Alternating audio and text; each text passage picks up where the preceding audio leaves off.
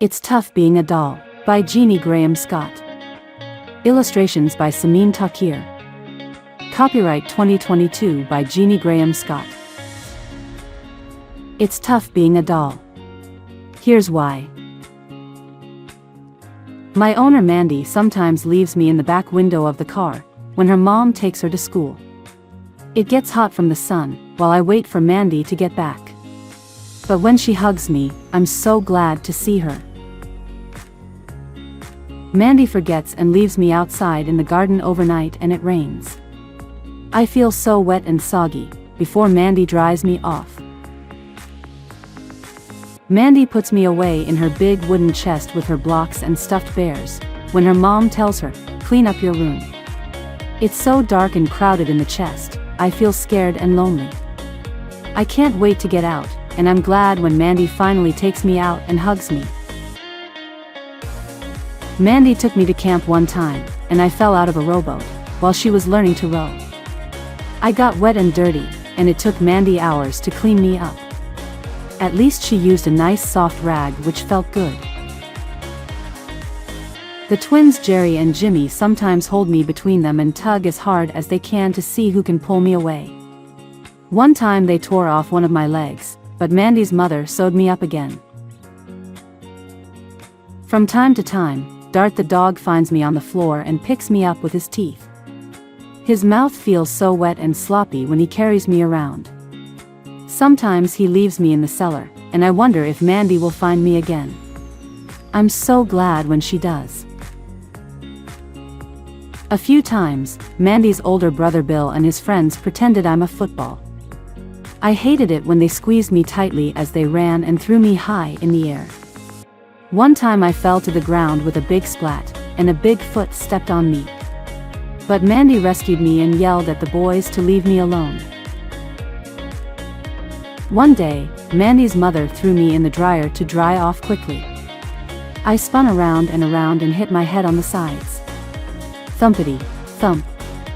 Afterwards, I felt dizzy, and everything looked fuzzy for a few hours. Another time, Mandy's father stepped on me, while I was lying on the living room floor. But Mandy rushed over to rescue me, before her father could step on me again, and he said he was sorry. A few days later, Mandy's little brother Timmy took some crayons and painted my face. He drew a yellow mustache, and I felt embarrassed when he and his friends laughed at me. But afterwards Mandy and her mother poured gooey liquid on me and scrubbed the mustache off. It was awful, when Mandy's little sister Julie pulled on my arms and legs to see if they would grow. She pulled and pulled so hard, I was afraid they might come off. But Mandy came to the rescue. "Don't do that," she told her little sister.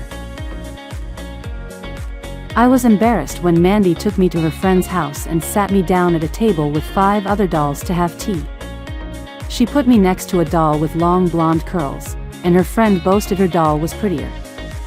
I felt bad, but Mandy said she loved me very much anyway, so I felt better again. But most of all, it's tough to be a doll when Mandy puts me in a closet and doesn't play with me for a while. It's so dark there, and I feel so alone.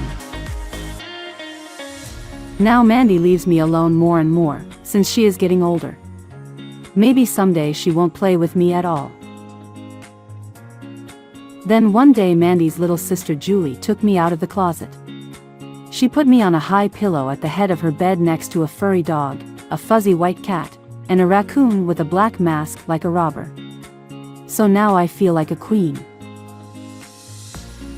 And Julie hugs me a lot, and she carries me when she goes to the playground to swing or ride on the merry-go-round. So maybe it isn't so tough being a doll after all. About the author.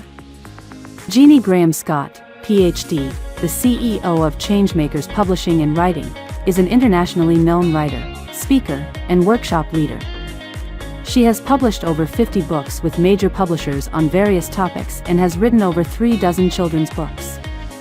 She is a member of the Society of Children's Book Writers and Illustrators. She does workshops on self-publishing and creativity, and she helps clients write books and self-publish them or find publishers and agents.